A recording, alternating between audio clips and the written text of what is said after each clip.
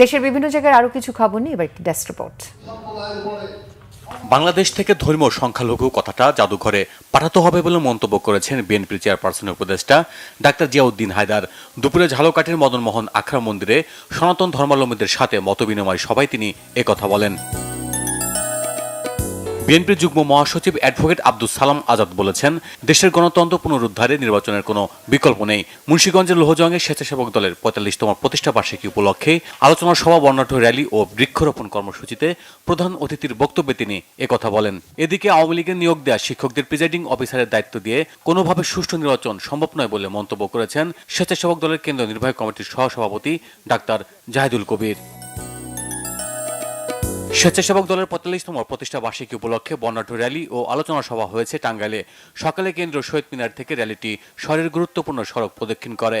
প্রধান অতিথি ছিলেন কেন্দ্রীয় বিএনপির প্রচার সম্পাদক সুলতান সালাউদ্দিন টুকু। প্রতিষ্ঠা বার্ষিকী উপলক্ষে বর্ণাঢ্য শোভাযাত্রা হয়েছে সিরাজগঞ্জের শাহজাদপুরে। দুপুরে স্থানীয় প্রেস ক্লাবের সামনে থেকে র্যালিটি পৌর শহরের প্রধান সড়কগুলো প্রদক্ষিণ করে একই স্থানে গিয়ে শেষ হয়। প্রধান অতিথি ছিলেন ডক্টর এম এ মুহিত।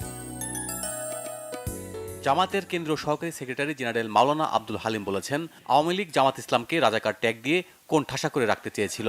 দুপুরে ঠাকুরগাঁও মির্জা রুহুল আমিন মিলনায়তনে তিনি একথা বলেন। ৫ দফা দাবিতে চট্টগ্রামে বিক্ষোভ সমাবেশ করেছে ডিএপি ফার্টিলাইজার কোম্পানি লিমিটেডের শ্রমিক কর্মচারীরা। সকালে আনোয়ারার রাঙ্গাদিয়ায় কারখানা প্রধান গেটে এই কর্মসূচি পালন করেন তারা। বাগেরহাটে দখলদারদের হাত থেকে সরকারি খাল দখলমুক্তকরণের দাবিতে অবস্থান কর্মসূচি পালন করেছে এলাকাবাসী। সকালে খুলনা বাগেরহাট মহাসড়কের দশানী এলাকায় এই অবস্থান কর্মসূচি পালন করা হয়। প্রধান শিক্ষকের অনিয়ম ও দুর্নীতির অভিযোগে সংবাদ সম্মেলন হয়েছে নীলফামারীর কিশোরগঞ্জে। গারাগ্রাম দ্বিমুখী উচ্চ বিদ্যালয়ের কক্ষে শিক্ষক শিক্ষিকা, বর্তমান ও প্রাক্তন শিক্ষার্থী এবং এলাকাবাসীর ব্যানারে এই কর্মসূচি পালন করা হয়। সপ্তাহব্যাপী বৃক্ষ মেলার উদ্বোধন হয়েছে সাতক্ষীরায়। দিনটি উপলক্ষে সকালে সরকারি বালিকা উচ্চ বিদ্যালয়ের সামনে থেকে একটি বর্ণাঢ্য র্যালি বের করা হয়। উপস্থিত ছিলেন অতিরিক্ত জেলা প্রশাসক বিষ্ণুপদ পাল। খাগড়াছড়ি দীঘিনালায় মেয়াদ উত্তীর্ণ ও চিকিৎসকদের জন্য নির্ধারিত স্যাম্পল ওষুধ রাখার দায়ে ৬টি ফার্মেসিকে জরিমানা করেছে প্রশাসন। সকালে বোয়ালখালী নতুন বাজারে এই অভিযান চালান উপজেলা নির্বাহী কর্মকর্তা মোহাম্মদ ইনামুল হাসান। সাভার আশুলিয়ার সাব রেজিস্ট্রার খায়রুল বাশার ভূঁইয়া পাভেলের অপসারণের দাবিতে মানববন্ধন করেছে দলিল লেখক ও স্থানীয়রা। সাব রেজিস্ট্রার অফিসের সামনে কর্মসূচি পালন করেন তারা।